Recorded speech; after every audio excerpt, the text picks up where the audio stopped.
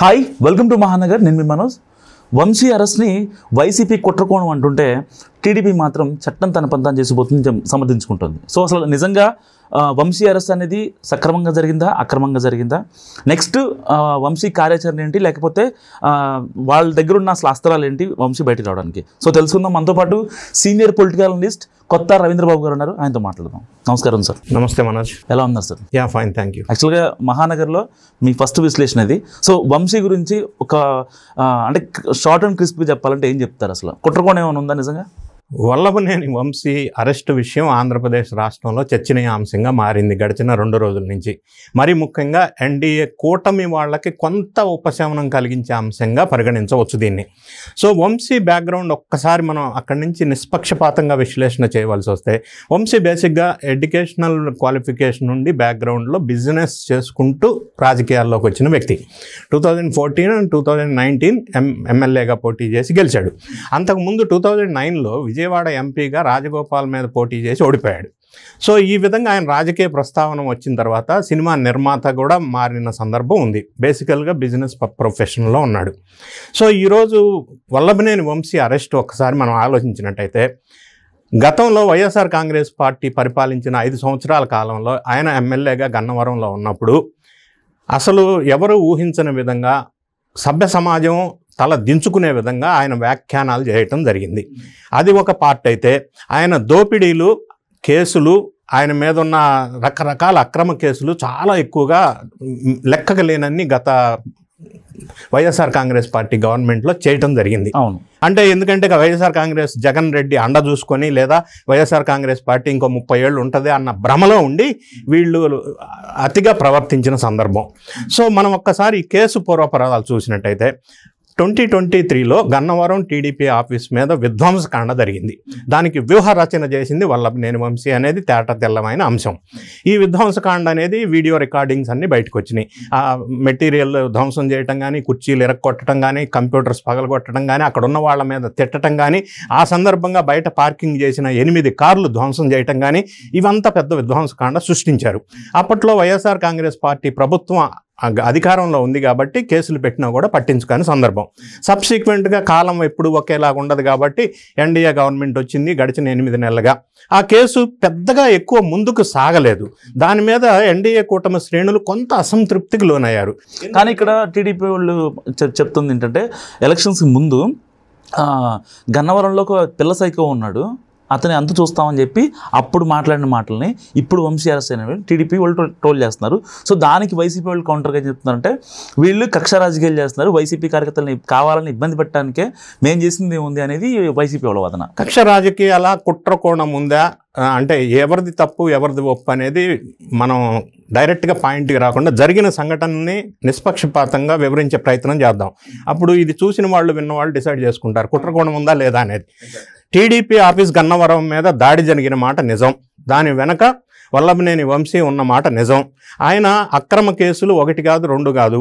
అది అక్రమంగా భూమి మట్టి తవ్వకాలు కానీ, అక్రమ సంపాదన కానీ, అక్రమంగా బెదిరించటం కానీ, అక్రమంగా వేరే వాళ్ళ పొలాలు లాక్కోవటం కానీ, జగనన్న కాలనీ కోసం రకరకాల కుంభకోణాలు చేయటం కానీ, ఇవన్నిటితో పాటుగా చాలా రకాల విధాలుగా 2019 ఎలక్షన్లో అక్రమంగా పట్టాలు సృష్టించి తహసీల్దార్ సంతకాలని ఫోర్జరీ చేసి ఇష్యూ చేశారనే కేసులు ఉన్నాయి. ఇట్లా చెప్పుకుంటూ పోతే ఆయన మీద 16 క్రిమినల్ కేసులు ఉన్నమాట వాస్తవం.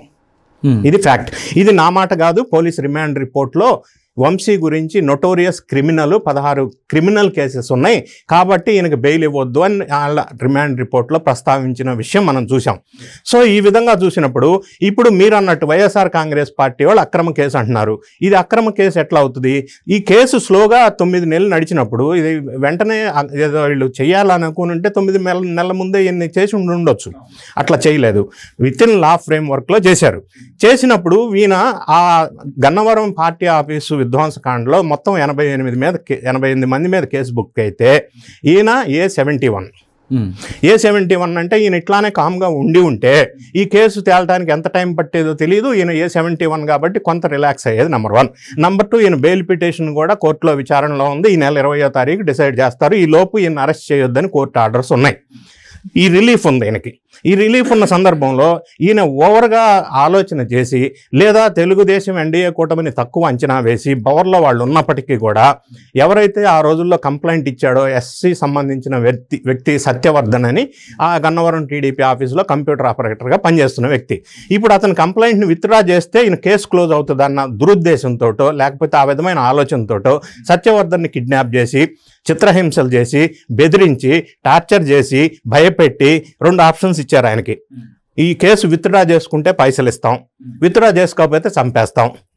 సో ఆయనకి గత్యంతరం లేక చచ్చిపోవటం ఎందుకని ఆ పైసలు తీసుకొని ఏదో కొంత అమౌంట్ ఇచ్చారు, 10 లక్షలు, మొత్తం 50 లక్షలు బేరం కుదిరిందని ఆయన స్టేట్మెంట్లో చెప్పడం జరిగింది.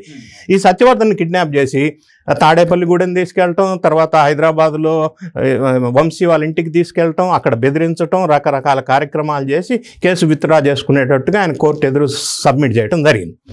కేసు ఎప్పుడైతే విత్డ్రా చేసుకున్నారో ఒక్కసారిగా ఎన్డీఏ కూటమి పోలీసు వాళ్ళు ఉలిక్కిపడ్డారు. ఏంటి సడన్గా కేసు ఎందుకు విత్డ్రా చేసుకున్నారని.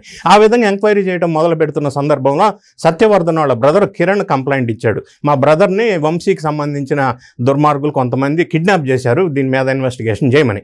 ఆ కంప్లైంట్ పట్టుకొని సత్యవర్ధన్ ఎక్కడ కిడ్నాప్ చేశారు, ఎక్కడున్నారని టెక్నాలజీ ఉపయోగించి పట్టుకుంటే ఆయన్ని వైజాగ్ తీసుకెళ్ళి హైదరాబాద్ తీసుకెళ్ళి టార్చర్ చేసి విత్డ్రా పిటిషన్ వేశారు అనేది తేట తెల్లమైంది వాళ్ళు కిరణ్ అని వాళ్ళ బ్రదర్ ఇచ్చిన స్టేట్మెంట్ మీద.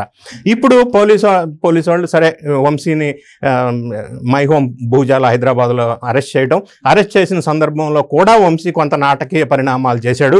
వాళ్ళ వైఎస్ఆర్ కాంగ్రెస్ పార్టీ నాయకులకు ఫోన్ చేసి రమ్మని చెప్పడం, వాళ్ళ నీలి మీడియా బ్లూ మీడియా ఏదైతే ఛానల్స్ ఉన్నాయో వాళ్ళని పిలిపించడం, అరే అల్టిమేట్గా వీళ్ళు తీసుకెళ్లి Vijayawada police station, Patamata police station అన్నారు, కేసు రిజిస్టర్ అయింది అక్కడ. సరే సబ్సిక్వెంట్గా వాళ్ళు కృష్ణలంక పోలీస్ స్టేషన్కి తీసుకెళ్లారు, 8 గంటలు ఇన్వెస్టిగేషన్ చేశారు. ప్రాథమిక సమాచారం అంతా సేకరించిన తర్వాత రిమాండ్ రిపోర్ట్ అంతా రెడీ చేసిన తర్వాత మెడికల్ టెస్టులు చేసి జడ్జి గారి ముందు సబ్మిట్ చేశారు. జడ్జి గారి ముందు 14 days రిమాండ్ విధించడం జరిగింది. విజయవాడ కోర్టులో ఆయన ఉన్నారు, కేసు జైల్లో ఉన్నారు. జైలుకి వెళ్ళిన తర్వాత కూడా పోలీసుల మీద దురుసుగా మాట్లాడటం, లేదా పక్కనున్న జైలు అధికారులను కూడా కొంత హరాజ్ చేశారని న్యూస్ బయటకు వచ్చింది. ఏది నాకు హెల్త్ బాగాలేదు, నడుము నొప్పి వస్తుంది, నాకు బెడ్ కావాలని, అది కావాలని. సరే జైలు అధికారులు కూడా డాక్టర్స్ చేత మళ్ళీ చెక్ చేయించి ప్రాబ్లం ఏం లేదు, మేము ఇవ్వం, మీకు ఏదైనా అడిషనల్ ఫెసిలిటీ కావాలంటే కోర్టుకు వెళ్ళి తీసుకోవాలని చెప్పారు. అక్కడ వాళ్ళని సతాయించాడు, పోలీసులను సతాయించాడు, అరెస్ట్ చేసి జైల్లో తీసుకెళ్లేంత వరకు కూడా ఇవన్నీ ఆయన చేసిన మాట వాస్తవం. ఇప్పుడు పోలీసు వాళ్ళు మీరు అడిగారు నెక్స్ట్ ఏం చేయబోతున్నారని, పోలీసు వాళ్ళు సెక్షన్ 167 కింద కస్టడీలోకి తీసుకుంటారు. ఈరోజు కస్టడీ పిటిషన్ వేస్తారు, వాళ్ళకి ఒక అవకాశం ఉంది. దీంతో పాటుగా రిమాండ్ రిపోర్ట్లో ఈ పోలీసు వాళ్ళు ప్రస్తావించిన 16 క్రిమినల్ కేసులు ఉన్నాయి కాబట్టి నోటోరియస్ క్రిమినల్ అని వాళ్ళు ఎస్టాబ్లిష్ చేశారు రిమాండ్ రిపోర్ట్లో. సో బెయిల్ ఇవ్వద్దు అని పోలీసు వాళ్ళు 167 కింద ఇది వేస్తారు కస్టడీ పిటిషన్. సో వంశీకి సంబంధించిన న్యాయవాదులు ఎవరైతే ఉన్నారో వాళ్ళు బెయిల్ పిటిషన్ వేస్తారు. సో బెయిల్ ఇస్తారా లేదా అనేది ఇప్పుడు తర్వాత డిసైడ్ అయి చెప్తుంది. కస్టడీ పిటిషన్లోకి వచ్చిన తర్వాత వంశీని విచారిస్తారు, ఎందుకంటే మొన్న ఒక్కరోజే విచారించారు, 24 అవర్స్లో జడ్జి ముందు ప్రొడ్యూస్ చేయాలి కాబట్టి చేశారు. ఇంకా టైం కావాలి కాబట్టి వీళ్ళు 1 week విచారణ చేయడం జరుగుతుంది. ఆ సందర్భంలో ఈయన వెనక ఎవరున్నారు, ఎవరు చెప్పారు, ఆయన కిడ్నాప్ చేసిన దాంట్లో ఎవరెవరున్నారు. ఇప్పుడు సత్యవర్ధన్ అని అతను ఇచ్చిన ఫిర్యాదులో వాళ్ళు కిడ్నాప్ చేసి కోర్టు ఆవరణలోకి 5005 అనే కారులో బ్లాక్ కలర్ స్కార్పియోలో తీసుకొచ్చిన విషయం తేట తెల్లమైంది. ఆ వీడియో ఫుటేజెస్ కూడా కోర్టు ఆవరణలో వీళ్ళు పోలీసులకు దొరికినాయి. తర్వాత వీళ్ళు టెక్నాలజీ ఉపయోగించి వీళ్ళని ఎక్కడెక్కడ తిప్పారు, కొట్టారు, టార్చర్ చేశారు, అన్నీ కూడా ఫైండింగ్స్, టెక్నికల్ ఎవిడెన్సెస్ కొంత కలెక్ట్ చేశారు, రిమైనింగ్ కూడా కలెక్ట్ చేస్తారు. ఈ నేపథ్యంలో ఇప్పుడు అసలు విషయం ఏంటంటే వంశీ ఈ పని చేయకుండా ఉండి ఉంటే ఆయన కేసు ఇంకా కొంతకాలం నడిచేది. A71గా ఉన్నాడు కాబట్టి తీవ్రత అంత ఉండేది కాదు, బెయిల్ పిటిషన్ విచారణలో ఉంది కాబట్టి. ఇప్పుడు జరిగిన సంఘటనల నేపథ్యంలో ఆయన బెయిల్ పిటిషన్ విచారణలో ఏదైతే ఉందో 20th అది బెయిల్ వచ్చే అవకాశం లేదు, ఎందుకంటే సాక్షులను ప్రభావితం చేశాడు అని ఇక్కడ ఎస్టాబ్లిష్ అయింది. రెండోది వీళ్ళు పెట్టిన సెక్షన్స్ ఏంటంటే 140 BNS యాక్ట్ 140, 308, 351 ఇవన్నీ కూడా నాన్ బెయిలబుల్ కేసెస్. దీనికి తోడుగా అట్రాసిటీ కేసు కూడా పెట్టారు. ఇవన్నీ నాన్ బెయిలబుల్ కాబట్టి ఈయనకి బెయిల్ దొరికే అవకాశం లేదు, నెంబర్ 1. నెంబర్ 2, ఈయన ఇంతకు ముందు చేసిన 16 కేసెస్ ఏదైతే ఉన్నాయో వాటన్నిటి మీద కూడా 1 by 1 పోలీసులు పిటిషన్స్ వేస్తూ ఉంటే ఈయనకి ఈ కేసులో బెయిల్ రాకపోగా మినిమం 10 సంవత్సరాలు లేదా లైఫ్ ఇంప్రిజన్మెంట్ పడే అవకాశం ఉంది. దీంతో పాటుగా ఈయన బెయిల్ ప్రయత్నాలు ఇంకా ఆటంకం కలిగించే అంశం ఏంటంటే పాత కేసులన్నీ కూడా 1 by 1 పీటీ ఎగ్జిక్యూట్ చేస్తూ ఉంటే పోలీసులు వాటిల్లో కూడా బెయిల్ దొరక్క ఈయన లాంగ్ టర్మ్ చాలా కాలం వరకు జైల్లో ఉండవలసిన పరిస్థితి లీగల్గా చూసినట్టయితే అవకాశం ఖచ్చితంగా ఉంది. ఈ విషయాలన్నీ పరిశీలించినప్పుడు ఇప్పుడు వైఎస్ఆర్ కాంగ్రెస్ పార్టీ అక్రమం అరెస్ట్ అంటుంది. అక్రమం అరెస్ట్ అంటే టీడీపీ ఆఫీసు ధ్వంసం కేసులో ఇతను అరెస్ట్ చేయలేదన్న ఒక విషయం గుర్తుపెట్టుకోవాలా. సత్యవర్ధన్ని కిడ్నాప్ చేశారు, బెదిరించి అనే కేసు పెట్టారు, అట్రాసిటీ కేసు కూడా. ఇది నాన్ బెయిలబుల్ సెక్షన్స్. ఇందులో అక్రమం లేదు, అంతా సక్రమమే.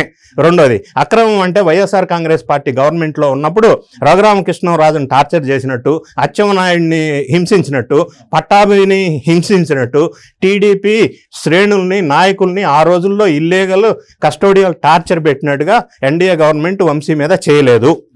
With in the frame work ప్రకారం ప్రొసీజరు చట్ట ప్రకారం వీళ్ళు చేశారు. సో ఇందులో అక్రమం అన్న ప్రస్తావన తల ఎత్తదు, అంత లా ప్రకారం అవుతుంది, అంతే కదా. సో ఈ కేసు ఇన్ని నెలలు కూడా తీసుకోవడానికి కారణం ఏంటంటే వీళ్ళు చట్టాన్ని అతిక్రమించి వెళ్ళాలని అనుకోలేదు ఎన్డీఏ గవర్నమెంట్ అనేది మనకు స్పష్టంగా అర్థమవుతుంది నిష్పక్షపాతంగా ఆలోచించినట్టయితే. సో ఈ సంఘటన ఇట్లా జరుగుతున్నప్పుడు నెక్స్ట్ ఇంకా ఎన్డీఏ కూటమి అభ్యర్థులు ఎవరైతే ఉన్నారో ఆంధ్రప్రదేశ్లో నెక్స్ట్ టార్గెట్ కొడాలి నాని పేరు వినిపిస్తూ ఉంది, తర్వాత రోజా పేరు వినిపిస్తూ ఉంది, తర్వాత అంబటి రాంబాబు పేరు వినిపిస్తూ ఉంది. ఇట్లా ఒకరు తర్వాత ఒకరు చాలా మంది ఎవరైతే అతిగా ప్రవర్తించారో లాస్ట్ 5 yearsలో ఎవరైతే అక్రమాలకు పాల్పడ్డారో అవన్నీ కూడా లా ఫ్రేమ్ వర్క్లో వీళ్ళు కేసుని సిస్టమేటిక్గా ప్రొసీజరల్గా తీసుకెళ్లి అందరి మీద అప్రాప్రియేట్ సెక్షన్స్ కింద కేసు పెట్టే పనిలో ఎన్డీఏ గవర్నమెంట్ ఉన్నారు. రాష్ట్రాన్ని అభివృద్ధి చేయటం ఒక పక్క, అక్రమ కేసులు తవ్వకాలు బయటికి తీసి తగిన శిక్షలు వేయటంలో ఒక పక్క, ఇన్ని రకాలుగా ఎన్డీఏ గవర్నమెంట్లో ఇప్పుడు ఛాలెంజెస్ ఉన్నాయి. వాటిలన్నింటినీ వీళ్ళు ప్రాపర్గా హ్యాండిల్ చేసుకుంటూ ముందుకెళ్తున్న సందర్భం. ఇప్పుడు ఈ వల్లభనేని వంశీ కేసు వచ్చేసరికి నాన్ బెయిలబుల్ సెక్షన్స్ ఒకటి, రెండోది ప్రీవియస్ కేసెస్ అన్నీ కూడా 1 by 1 వస్తూ ఉంటాయి కాబట్టి బెయిల్ వచ్చే అవకాశం అయితే లేదు అనేది మనకి స్పష్టంగా అర్థమవుతుంది. కేసు ఏదైతే బెయిల్ పిటిషన్ పెండింగ్లో ఉందో 20వ తారీఖు విచారణ ఉందో ఫిబ్రవరి, అది కూడా బెయిల్ నిరాకరించే అవకాశం ఈ కేసు సంఘటన వల్ల మనకు కనిపిస్తూ ఉంది.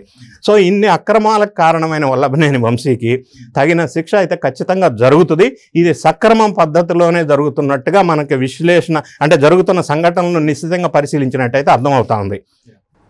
So thank you so much sir. So ఇది రవీంద్రబాబు గారి అనాలిసిస్. చూస్తూనే ఉండండి మహానగర్. సబ్స్క్రైబ్ చేయండి మహానగర్ ఛానల్. Thank you.